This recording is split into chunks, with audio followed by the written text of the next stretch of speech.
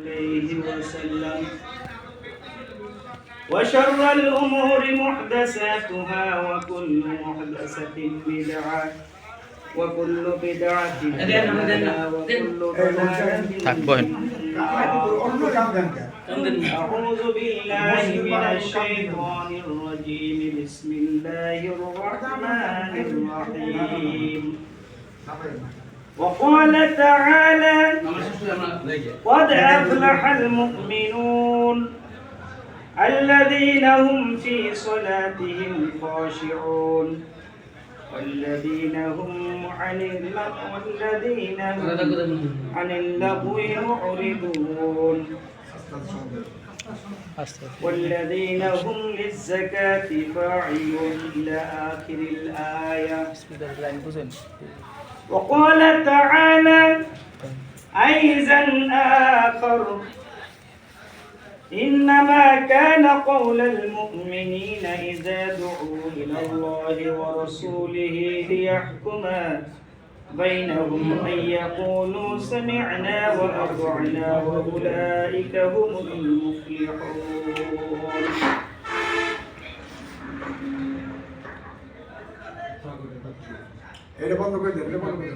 وقال النبي صلى الله عليه وسلم لا يؤمن أحدكم حتى أكون أحب إليه من والده وولده والناس أجمعين. وقال النبي صلى الله عليه وسلم لا يؤمن أحدكم حتى يكون هواه تبعا لما جئت به أو كما قال عليه الصلاة والسلام إن الله وملائكته يصلون على النبي يا أيها الذين آمنوا صلوا عليه وسلموا تسليما. اللهم صل على محمد وعلى آل محمد كما صليت على إبراهيم وعلى آل إبراهيم إنك حميد مجيد. اللهم بارك على محمد وعلى آل محمد كما باركت على إبراهيم وعلى آل إبراهيم إنك حميد مجيد. সমস্ত প্রশংসা সেই মহান আল্লাহ সুবহানাহু ওয়া তাআলার জন্য, যে আল্লাহ রাব্বুল আলামিন এই বিশ্ব জাহান সৃষ্টি করেছেন এবং এই পৃথিবী নামক জায়গায় এমন একটি পরিবেশ তৈরি করে দিয়েছেন যেই পৃথিবীতে প্রতিনিয়ত আমাদের যুদ্ধ করে চলতে হয়। আমাদের যুদ্ধ করতে হয় খাবারের জন্য, আমাদের স্ট্রাগল করতে হয় পোশাকের জন্য, আমাদের যুদ্ধ করতে হয় সমাজের জন্য, রাষ্ট্রের জন্য। সৃষ্টির আদি থেকেই এই যুদ্ধ চলতেছে, কিয়ামত পর্যন্ত এই যুদ্ধ চলবে। যুদ্ধ করার উপকরণ হিসেবে আল্লাহ সুবহানাহু ওয়া তাআলা যুগে যুগে নবী রাসূল পাঠিয়েছেন, সাথে কিতাব দিয়েছেন। এই কিতাবকে সামনে নিয়ে এই জমিনে আল্লাহ রাব্বুল আলামিনের সত্যিকারের দ্বীন ইসলাম প্রতিষ্ঠা করার জন্য নবী রাসূলদের কাজ একটাই ছিল, তারা তাদের সারা জীবন স্ট্রাগল করে গেছেন, যুদ্ধ করে গেছেন। সূরা ইয়াসিন আল্লাহ সুবহানাহু ওয়া তাআলা বলেছেন যে মা ইয়াতিহিম মির রাসূলিন ইল্লা কানু বিহি ইস্তাহজিউন। এই পৃথিবীতে এমন কোন নবী রাসূল আগমন করে নাই যাদের সাথে সমকালীন লোকেরা তাদের সাথে ঠাট্টা করে নাই, বিদ্রূপ করে নাই।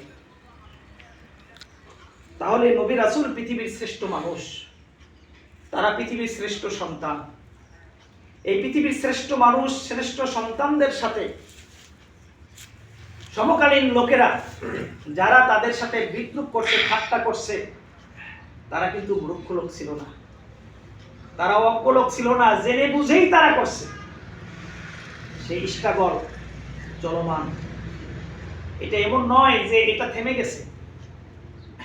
সুতরাং প্রকৃত মুমিন যে তার পরিচয় কি, এই ব্যাপারে আল্লাহ সুবহানাহু ওয়া তাআলা পবিত্র কোরআনে অনেকগুলো আয়াত এবং প্রিয় নবী সাল্লাল্লাহু আলাইহি ওয়াসাল্লাম তার বিস্তৃত অনেকগুলো বাণী রয়েছে যে প্রকৃত মুমিন কি এবং প্রকৃত মুমিন হতে পারলে তার জন্য কি যা যা তথা পুরস্কার রয়েছে। এক্ষেত্রে সূরা মুমিনুন নামে একটি সূরা আছে, সেখানে 1 থেকে 11 নম্বর আয়াত যদি আমরা পড়তে পারি, জানতে পারি, তাহলে আমরা দেখব যে মুমিনের যে বৈশিষ্ট্য, এই বৈশিষ্ট্য যদি আমাদের মধ্যে থাকে তাহলে আল্লাহ রাব্বুল আলামিন আয়াতের শেষের দিকে 11 নম্বর আয়াতে তাদের জন্য যে একটা পুরস্কারের কথা বলা হয়েছে সেই পুরস্কার আল্লাহ পাক দিবেন। আল্লাহ রাব্বুল আলামিন মুমিনদের ব্যাপারে বলেছেন কদ আফলাহাল মুমিনুন, যারা মুমিন তারা সফল কাম হয়ে গেছে। সফল কাম হবে এটা বলে নাই, আফলাহা এটা মাজির সিগা, অতীতকালের সিগা। যারা মুমিন তারা সফল কাম হয়ে গেছে। মুমিন কারা? যারা বিশ্বাসী। আমরা জানি ঈমান শব্দের অর্থ কি? বিশ্বাস। এটার একটা অর্থ, কিন্তু আরেকটি অর্থ আছে, ওটাই প্রকৃত অর্থ। মুমিন তথা ঈমান শব্দের অর্থ হলো স্বীকৃতি দেওয়া। কারণ বিশ্বাস কম বেশি সবারই আছে, আছে না? কিন্তু স্বীকার কিন্তু সবাই করে না। স্বীকার কি সবাই করে না? ঈমান শব্দের প্রকৃত অর্থ হলো স্বীকার করা, মেনে নেওয়া। সামি'না ওয়া আতা'না, আমরা শুনলাম এবং তাহলে বিশ্বাস কাকে বলে? বিশ্বাস হলো নবী করিম সাল্লাল্লাহু আলাইহি সাল্লাম আল্লাহর পক্ষ থেকে যা কিছু নিয়ে এসেছেন এইগুলোকে যে স্বীকৃতি দিবে এটাকে বিশ্বাস বলে। আর যে এইগুলোকে স্বীকৃতি দিবে তাকে বলে মুমিন। তাকে কি বলে? মুমিন। তাহলে শুধুমাত্র বিশ্বাসের নামেই ঈমান না, বিশ্বাসের নামেই মুমিন না। যা কিছু রাসূল নিয়ে এসেছেন এটাকে যে স্বীকৃতি দিবে, মেনে নিবে কোনো দ্বিধাহীন চিত্তে, নিঃসংকোচে, সন্দেহ মুক্ত হয়ে, তাকেই বলা হয় প্রকৃত মুমিন। এই মুমিনের 2 নম্বর বৈশিষ্ট্য আল্লাহ রাব্বুল আলামিন বলেছেন আল্লাযীনা হুম ফি সলাতিহিম খাশিউন, যারা তাদের নামাজের ব্যাপারে খুশু-খুজু, ভয় ভীতি, আন্তরিকতা এর সাথে যারা তাদের নামাজকে সম্পাদন করে। নামাজের মধ্যে খুশু-খুজু, ভয় ভীতি এইগুলো তৈরি কাদের হয়? যারা প্রকৃত মুমিন। এক লোক মসজিদে ঢুকলেন, এক সাহাবী ঢুকে 4 রাকাত নামাজ পড়লেন একটু হুটহাট করে। আল্লাহ রাসূল বললেন যে ফাসাল্লি ফাইন্নাকা লাম তুসাল্লি, হে অমুক তুমি আবার যাও, আবার সালাত আদায় করো, কারণ তোমার সালাত আদায় হয় নাই। এইভাবে লোকটা দ্বিতীয়বার এসে রাসূলকে সালাম করলেন এবং আল্লাহ রাসূল বললেন যে আবার যাও, আবার সালাত আদায় করো। তৃতীয়বারের পরে ওই সাহাবী বলল, হে আল্লাহর নবী, আমি এর চাইতে ভালো নামাজ আদায় করতে পারি না। তখন আল্লাহর নবী বললেন যে সালাত হলো খুশু-খুজুর সাথে আদায় করবে। যখন তুমি দণ্ডায়মান হবে, এমন ভাবে দণ্ডায়মান হবে যেন একেবারে আলিফের মতো সোজা, তোমার মাথার উপর যদি একটা কাকও বসে, একটা পাখিও বসে, সে যেন টের না পায় তুমি মানুষ না গাছ। সুতরাং যখন রুকু করবে এমন ভাবে করবে একেবারে পিঠটা যেন টান টান হয়ে যায়, রুকু থেকে যখন দাঁড়াবে একেবারে তোমার হাড়গুলো যেন যথাস্থানে ফিরে আসে। এইভাবে আল্লাহ রাসূল তাকে নামাজের কথাগুলো বলে দিলেন। তাইলে খুশু-খুজু নামাজ কোথায় হয়, কোথায় পড়ে? ধীরস্থির ভাবে নামাজ, রাসূল সাল্লাল্লাহু আলাইহি সাল্লামের পদ্ধতিতে নামাজ। এরপরে 3 নম্বর আল্লাহ রাব্বুল আলামিন বলেছেন ওয়াল্লাযীনা হুম আনিল লাগwi মুরিদুন। মুমিনের 3 নম্বর বৈশিষ্ট্য হলো, 2 নম্বর বৈশিষ্ট্য হলো যারা অনর্থক বাজে কথাবার্তা থেকে নিজেকে নির্লিপ্ত রাখে, বিরত রাখে। ওয়াল্লাযীনা হুম লিয-যাকাতি ফাঈলুন, আর যারা যাকাত আদায় সম্পাদন করে। ওয়াল্লাযীনা হুম লিফুরুজিহিম হাফিজুন, আর যারা তাদের লজ্জাস্থানকে হেফাজত করে। ইল্লা আলা আজওয়াজিহিম, এইভাবে 8-10টা গুণ বা বৈশিষ্ট্য সিফাতের ব্যাপারে আল্লাহ রাব্বুল আলামিন আলোচনা করার পরে এরপরে বললেন যে এই যে মুমিনের যে বৈশিষ্ট্য, উলাইকা হুমুল ওয়ারিসুন, এরা হবে ওয়ারিস। এই ধরনের মুমিনরা ওয়ারিস হবে। মুমিন তো হাজার হাজার আছে, কোটি কোটি মুমিন আছে, কিন্তু সব মুমিন তো ওয়ারিস হতে পারবে না। আল্লাযীনা হুম, এবং ইয়ারিসুনাল ফিরদাউস হুম ফিহা খালিদুন, এবং তারা জান্নাতুল ফিরদাউসের ওয়ারিস হবে এবং সেখানে তারা স্থায়ীভাবে বসবাস করবে। এই মুমিন, প্রকৃত মুমিন, তার বৈশিষ্ট্য আল্লাহ সুবহানাহু ওয়া তাআলা সাহাবায়ে কেরামদের কথা উল্লেখ করেছেন যে তোমরা প্রকৃত মুমিন যদি দেখতে চাও সাহাবীদেরকে দেখো। যেই সাহাবীদের জীবনে লক্ষ্য করলে দেখা যায় তারা মস্কে গেছে কিন্তু ভাঙে নাই। তারা জীবনটাকে মস্তিয়েছে কিন্তু বাতিলের কাছে মাথা নত করে নাই। তৎকালীন সময়ের বড় বড় পরাশক্তি রোম, পারস্য, তৎকালীন সময়ের ইরান, ইটালি, এই সমস্ত বড় বড় রোম, পারস্য, বর্তমান সময়ের যেমন আমেরিকা, রাশিয়া, তাদের কাছে সব রাষ্ট্রগুলোই যেন ধর্ণা ধরে আছে। তৎকালীন সময় বড় বড় এই সমস্ত রাষ্ট্রগুলো যাদের কাছে গোটা আরব সমাজ জিম্মি ছিল, রাসূল সাল্লাল্লাহু আলাইহি সাল্লামের নেতৃত্বে যেই সাহাবায়ে কেরাম একদিন খাইতে পারছে আরেকদিন খেতে পারে নাই। তাদের শরীরগুলোতে চামড়া কোনো টকটকে ছিল না, তাদের চামড়াগুলো হাড়ের সাথে মিশে গিয়েছে। মরুভূমির মধ্যে তারা পশুপালন করে জীবন নির্বাহ করেছে। কোন রকম খেজুর পানি খেয়ে জীবনটাকে বাঁচিয়ে রেখেছে। আসেন ভিতরে আসেন, দুই রাকাত সালাত আদায় করে বসে। যারা আসতেছেন 2 রাকাত সালাত আদায় করে বসে। 2 রাকাত পড়েন, 4 রাকাত পড়েন, কোনো সমস্যা নাই, নামাজ আদায় করে বসে। যাদের হাড্ডিসার শরীরগুলো, তাদের ফ্যামিলিতে কোনো জৌলুস ছিল না, এই ধরনের একটি সংগঠন এই ধরনের লোক দিয়ে সে আরবের মরুভূমিতে থেকে গোটা বিশ্বের পরাশক্তিকে পায়ের নিচে পিষ্ট করে ফেলেছে। যেই সাহাবায়ে কেরাম, যেই নবীর উম্মত, আমরা কিন্তু সেই নবীর উম্মত। আমরা আমাদের হিম্মত হারিয়ে ফেলি, আমরা আমাদের ঈমানকে দুর্বল করে ফেলি। ঈমানকে দুর্বল করার কোনো সুযোগ নাই। যতদিন দুনিয়ায় বেঁচে থাকবো শক্তিশালী ঈমান নিয়ে বেঁচে থাকবো।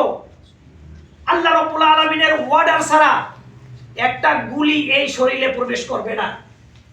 যদি আল্লাহ পাক বাঁচিয়ে রাখতে চান, শত্রুরা গুলি করবে, গুলির জায়গায় থেকে যাবে, একটা দেহে একটা গুলি লাগবে না। আর আল্লাহ পাক যদি দুনিয়া থেকে আপনাকে আমাকে নিয়ে যেতে চান, তাহলে গুলি লাগবে না। ওই ঘরের ভিতর শুয়ে থাকলে ঘুমের ঘরেই মারা যাবে, ঠিক কিনা বলেন? ঠিক, ওই ঘুমের ঘরেই মারা যাবে। সুতরাং দুনিয়ার ওই রক্তচক্ষুকে ভয় কোনো ঈমানদাররা পান নাই, সাহাবারা পান নাই। তাদের পরে তাবেঈনগণ পান নাই, তাবেঈগণ পান নাই। আইম্মাই মুস্তাহিদগণ, ইমাম আবু হানিফা রাহিমাহুল্লাহ তার কথা বলেন, তিনি সঠিক উপর হেদায়েতের উপর থাকার কারণে তৎকালীন সময়ের জালেম বাদশা তাকে কারাগারে রেখেছিল, শেষ পর্যন্ত তাকে বিষ পান করে হত্যা করেছে। ইমাম মালিক রাহিমাহুল্লাহ তার পিছনের 2 হাত এমন ভাবে বেঁধে রেখেছে, সেই 2 হাত সে সামনে আনতে পারে নাই এবং সে সারা জীবন, বাকি জীবন নামাজ পড়েছে, হাত বাঁধা ছাড়াই নামাজ পড়েছে। তিনি হাত বাঁধতে পারেন নাই, হাত বাঁধা ছাড়াই তিনি নামাজ পড়েছেন। সুতরাং ইমাম শাফি রাহিমাহুল্লাহ, ইমাম বুখারীকে তার জীবনী থেকে পড়লে বোঝা যায় তার জীবনে স্থায়ী কোনো সংসারই করতে পারেন নাই। কারণ তৎকালীন অত্যাচারী লোকেরা তার জীবনকে তছনছ করে দিয়েছে। সেই বুখারা থেকে সেই সমরকন্দ থেকে ইরান, ইরান থেকে ইরাক, বিশ্বের বিভিন্ন দেশে এলেম চর্চা করতে করতে তাকে ওই দেশের লোকেরা জায়গায় দেয় নাই। শেষ পর্যন্ত মদিনায় গিয়ে সেখানে এলেম চর্চা করেন এবং সেখানে গিয়ে তিনি এই বুখারীর প্রথম এবং দ্বিতীয় 2টি যে হাদিসের গ্রন্থ বুখারী, সহিহ আল বুখারী, এটা তিনি লিপিবদ্ধ করেন। সেই মানের ঈমান আমাদের ভিতর আনয়ন করতে হবে। আল্লাহ রাব্বুল আলামিন সেই মানের ঈমান আমাদেরকে আনয়ন করার তৌফিক দান করুন, আমিন। এরপরে সূরা আন-নূরের 51 নম্বর আয়াতে আল্লাহ রাব্বুল আলামিন বলেছেন, ইন্নামা কানা কাউলুল মুমিনিনা ইযা দুউ ইলাল্লাহি ওয়া রাসূলিহি লিয়াহকুমা বাইনাহুম, যে প্রকৃত মুমিনদের পরিচয় তারাই যখন আল্লাহ এবং তার রাসূল কোনো ফয়সালা করে দেন, এই ফয়সালা দেওয়ার পর তাদের ভিতরে কোনো সন্দেহ থাকে না, এবং আল্লাহ এবং তার রাসূলের যে দাওয়াত, এই দাওয়াতের উপরেই তাদের ফয়সালা হয়, এই ফয়সালার উপর তাদের ফয়সালা হয় না। এরপর যখন আল্লাহ এবং তার রাসূল বলে যে ইয়াকুলু সামি'না ওয়া আতা'না, যে বিধান নাজিল করেন, তার একটা কথা বলে যে আমরা এই বিধান শুনলাম এবং মেনে নিলাম।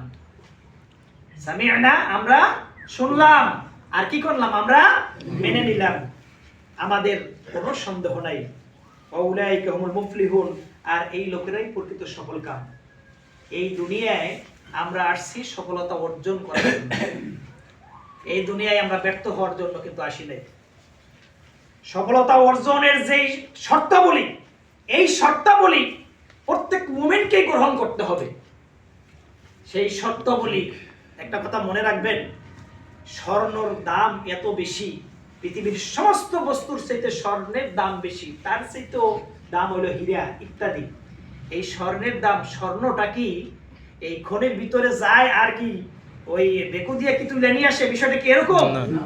এই স্বর্ণর সাথে যেই পরিমাণ স্বর্ণ বের হয়, তার চাইতে 15 ভাগ বেশি মাটি তো উত্তোলন হয়। 16 ভাগের কত ভাগ মাটি থাকে?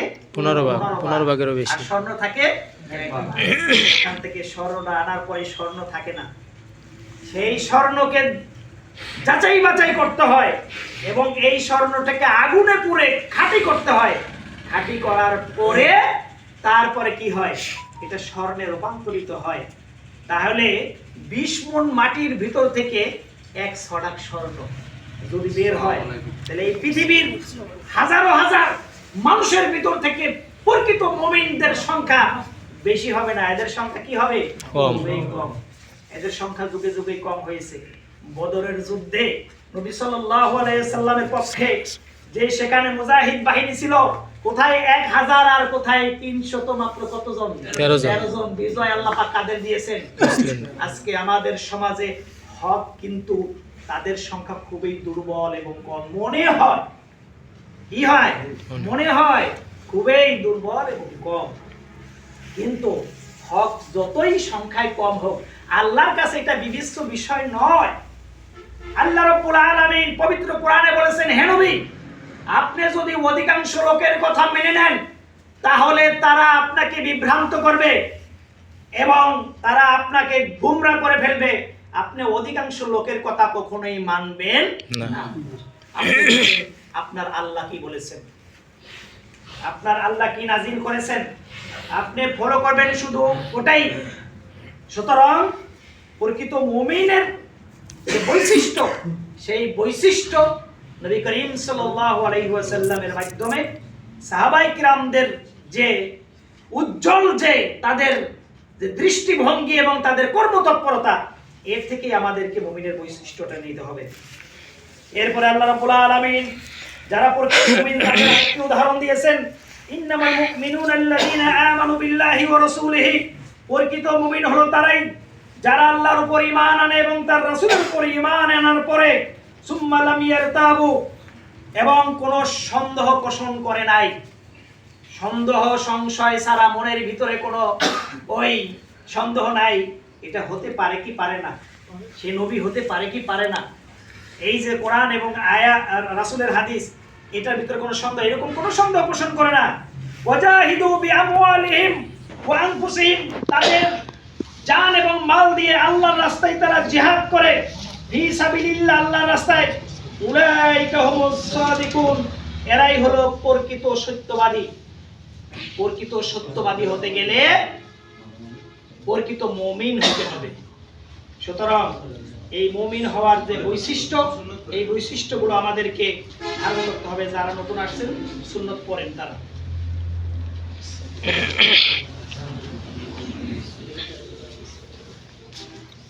বুখারীর প্রথম খণ্ড, ঈমান পর্ব, 193 নম্বর পৃষ্ঠা। আনাস রাদিয়াল্লাহু তাআলা আনহু থেকে বর্ণিত হাদিস, রাসূল আকরাম সাল্লাল্লাহু আলাইহি ওয়াসাল্লাম বলেছেন, লা ইউমিনু আহাদুকুম হাত্তা আকুনা হাব্বা ইলাইহি মিন ওয়ালিদিহি ওয়া ওয়ালাদিহি ওয়ান নাসি আজমাইন। তোমাদের মধ্যে কেউ ততক্ষণ পর্যন্ত মুমিন হতেই পারবে না যতক্ষণ না পর্যন্ত তোমার সন্তান এবং অন্যান্য সকল মানুষ এবং তোমাদের পিতামাতা থেকে আমি নবী সাল্লাল্লাহু আলাইহি সাল্লাম বেশি প্রিয় হব। আমি বেশি প্রিয় হব মানে আমার রেখে যাওয়া যে আদর্শ, এই আদর্শ প্রিয় হবে। রাসূলের আদর্শ ফলো করলেই রাসূলকে ফলো করা হবে। রাসূলের আদর্শ ভালোবাসলেই রাসূলকে ভালোবাসা হবে। রাসূলের ভালোবাসছেন কে? তার সাহাবায়ে কিরাম। তাদের চাইতে কি বেশি আমরা ভালোবাসতে পারবো না? এখন তো সরাসরি রাসূলকে আমরা সামনাসামনি পাবো না, পাইলে হয়তো আপনার আমার বাড়িতে নিয়ে কথার কথা হয়তো কোরমা পোলাও ইত্যাদি খাওয়াইতাম, এটা তো আর সম্ভব না। এখন আমরা কিভাবে ভালোবাসবো রাসূলকে? আমরা ভালোবাসবো রাসূল যে জিনিসগুলো রেখে গেছেন, এই জিনিসগুলো যদি আমরা ফলো করতে পারি পুঙ্খানুপুঙ্খভাবে, সর্বাত্মকভাবে, তাহলেই রাসূলকে ভালোবাসা হবে। সুতরাং রাসূলকে ভালোবাসার যে নজির সাহাবায়ে কিরাম দেখিয়েছেন, আমাদেরকেও সেই সাহাবায়ে কিরামের মর্যাদায় আমাদেরকেও সর্বাত্মকভাবে উন্নতি হতে হবে। আরেকটি হাদিস আব্দুল্লাহ ইবনে ওমর রাদিয়াল্লাহু তাআলা আনহু থেকে হাদিস, রাসূল করিম সাল্লাল্লাহু আলাইহি সাল্লাম বলেছেন, লা ইউমিনু আহাদুকুম হাত্তা ইয়াকুনু হাওয়াহু তাবাআন লিমা জিতু বিহি। আল্লাহর নবী সাল্লাল্লাহু আলাইহি সাল্লাম বলেছেন, তোমাদের মধ্যে ততক্ষণ পর্যন্ত কেউ প্রকৃত মুমিন হতেই পারবে না যতক্ষণ না পর্যন্ত আমি যেই জিনিস নিয়ে এসেছি। আল্লাহ রাসূল কোন জিনিস নিয়ে আসছেন? আল্লাহর কোরআন এবং তার রাসূলের আদর্শ। আমি যেই জিনিস নিয়ে এসেছি এইটাকে তোমাদের যে হাওয়া, তোমাদের যে প্রবৃত্তি, তোমাদের কামনা বাসনা চাহিদা, এইগুলোর উপরেও আমি যা নিয়ে এসেছি এটাকে প্রাধান্য দিতে হবে, এটাকে প্রাধান্য দিতে হবে। এজন্য অনেক সময় দেখা যায় যে আমরা কোরআনের যখন কথা বলি, যখন সরাসরি হাদিসের কথা বলি, তখন কোন ভাইয়েরা তারা বলে যে মিনিমম কি, যে এই ব্যাপারে তো অনেক যুক্তি আছে, এই ব্যাপারে তো অনেক তথ্য আছে, এই ব্যাপারে তো আমাদের সমাজে এইরকম প্রচলিত আছে, এইরকম বলে। আল্লাহর কোরআন এবং রাসূলের হাদিসের কাছে কোন যুক্তি, প্রচলিত তথ্য এইগুলা চলবে না। আমি গত জুমার আগের জুমা অথবা কিবার হক্কানিয়া মাদ্রাসায় সেখানে গিয়েছিলাম এবং সেখানে মামুনুল হক সাহেব ছিল, সুন্নাত পড়েন, সেখানে মামুনুল হক সাহেব ছিল, বুখারী খতমে বুখারী উপলক্ষে আমি সেখানে ছিলাম। উনি পরিষ্কার ভাবে বলছেন, খবরদার কোরআন হাদিসের সামনে কোনো যুক্তি চলবে না। আপনার যুক্তি যতই ভালো হোক, আপনার যুক্তি সমাজের যতই মঙ্গল হোক, আপনার যুক্তি যতই দেখতে ভালো হোক না কেন, কোরআন এবং হাদিসের দলিলের সামনে কোন যুক্তিকে প্রাধান্য দিলে তার মানে সে আল্লাহ এবং তার রাসূলকে খাটো করলো। এটা কে বলেছেন? বাংলাদেশের একজন স্বনামধন্য আলেম দ্বীন, যার বাবা একজন শাইখুল হাদিস আল্লামা আজিজুল হক, এই বাংলাদেশের সর্বপ্রথম যিনি বুখারীর অনুবাদ করেছেন, তিনি বাংলায় অনুবাদ করেছেন। কেন অনুবাদ করেছেন? এটা কি মজা করার জন্য অনুবাদ করেছেন না পড়ার জন্য? পড়ার জন্য, মানুষের ফায়দার জন্য, উম্মতের ফায়দার জন্য তিনি বুখারীকে অনুবাদ করেছেন। সুতরাং আমরা বাংলা ভাষাভাষী মানুষ, আমাদেরকে কি করতে হবে? যারা কোরআন হাদিস বুঝে তারা জনসমক্ষে কোরআন হাদিসের যে কথাগুলো এইগুলো কি করবে? মানুষদেরকে বুঝিয়ে দিবে। যার কারণে আমাদের দেশে ওয়াজ মাহফিল, কোরআন হাদিসের আলোচনা, সেখানে সবাইকে বুঝিয়ে দেয়। ওয়াজ মাহফিলে মানুষদেরকে আমাদের ভাষায় বুঝিয়ে দেয়। তারপরে আপনার খুতবার মধ্যে মানুষদেরকে কোরআন হাদিস থেকে আমাদের ভাষায় বুঝিয়ে দেওয়া হয়। এছাড়া বিভিন্ন ওয়াজ হোক, নসিহত হোক, খুতবা হোক, বয়ান হোক, যাই কিছু হোক, আলোচনা হোক, এইগুলো মাতৃভাষায় তারা বুঝিয়ে দিচ্ছে বিভিন্নভাবে। সুতরাং উম্মতের সুবিধা, উম্মতের কল্যাণ, যারা কোরআন হাদিস বুঝে তারা মাতৃভাষায় মানুষদেরকে বুঝিয়ে দিবেন। সুতরাং কোরআন এবং হাদিসের সামনে যুক্তি কোনো পেশ করা যাবে না। আল্লাহ রাব্বুল আলামিনের কাছে সেই আকাঙ্ক্ষা, সেই ধরনের মনোবাসনা পোষণ করছি। আল্লাহ রাব্বুল আলামিন যেন আমাদের সমাজে কোরআন হাদিস যারা বুঝে না তাদেরকে আল্লাহ পাক বুঝার তৌফিক দান করুন, আমিন। এবং আমরা যারা কোরআন হাদিস কম বেশি বুঝি আল্লাহ যেন আমাদের ঈমানকে আরো মজবুত করে দেন। আমিন। সাহাবীদের মতো ঈমান আনার মতো আমাদের জন্য ঈমান আনার তৌফিক দান করুন। আমিন। তাবে এবং তাবেঈগণ, আইম্মায়ে মুজতাহিদিন এবং যারা মুহাদ্দিসিন, তারা যেই পদ্ধতিতে ঈমান এনেছে, তারা দুনিয়ায় বসবাস করেছে, ওই মানের ঈমান আল্লাহ রাব্বুল আলামিন আমাদের সকলকে দান করুন। আমিন। আকুলু কওলি হাযা আস্তাগফিরুহু ইন্নাহু হুয়াল গফুরুর রহিম।